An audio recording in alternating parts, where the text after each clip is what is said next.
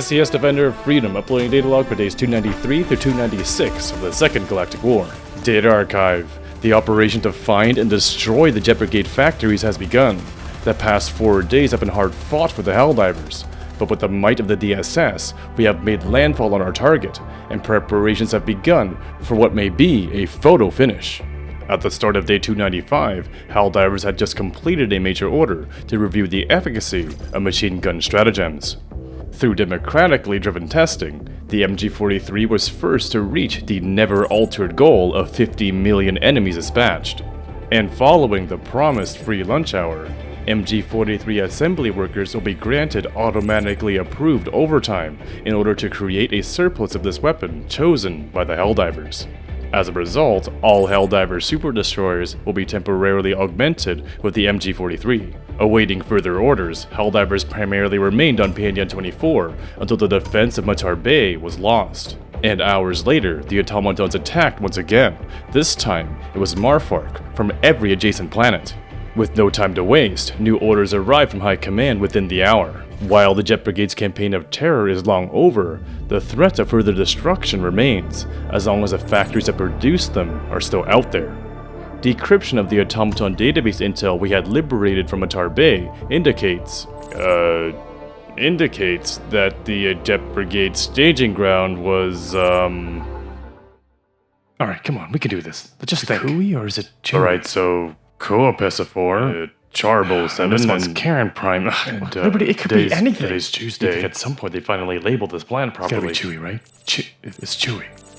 Alright. Intel from the database indicated that the staging ground was on Choohe. The Choohe system. Oh, come on, Choohe? And what, you're gonna tell me this is Chort Bay? The Court Bay system. Alright, whatever. Liberating Choohe will be our first step to discovering more intel on the factories for these gravity-defiling calculators at arms. Nice one, High Command.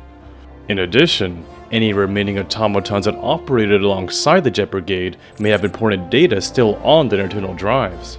Thus, to increase our odds, 150 million automatons must also be dismantled to make finding that important data a statistical inevitability.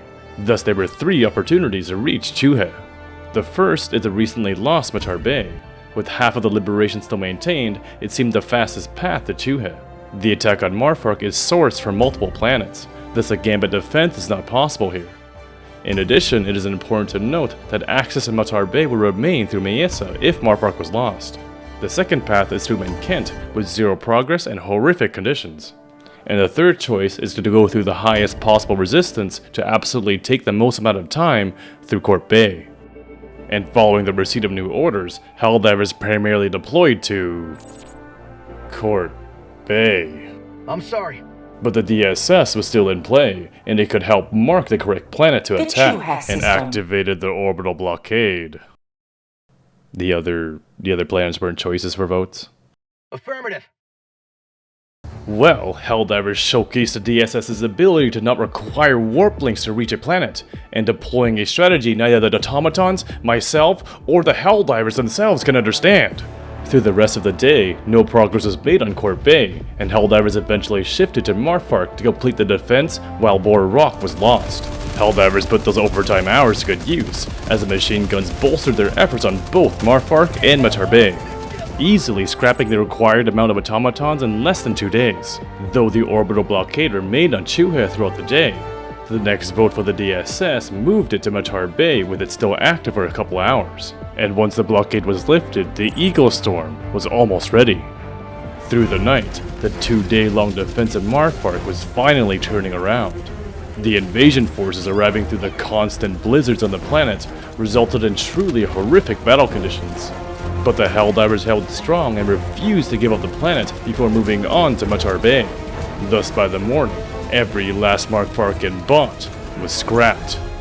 Following the defense of Marfark, inevitably, the DSS was a beacon obtaining more and more support for Matar Bay. Until at last, the Eagle Storm was active. The Eagle Storm once again devastated the automatons on Matar Bay, maintaining control over the skies and utterly obliterating any fool's attempts by dropships. Helldivers continued to rally to Matar Bay supported by the Eagle Storm through the night, completely liberating the planet by the morning. The path was now clear to Choohe, but the automaton resistance on the planet was very high. At the current rate, we will not be able to liberate the planet in time.